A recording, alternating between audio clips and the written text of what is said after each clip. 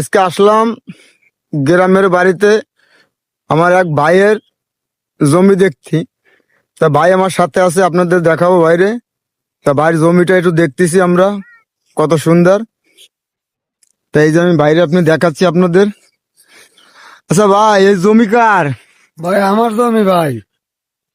এই যে এই দেখেন, এই যে ধান মনে করেন সব কাইটে কাইটে আমি সব নিয়ে গেছি বাড়ি।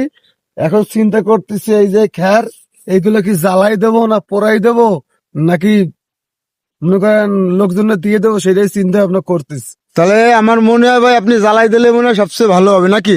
না ভাই, জ্বালাই দিলে তো মনে করেন তো জ্বলিয়ে গেল, ছাই হয়ে গেল, জমিটা আরো নষ্ট হয়ে গেল।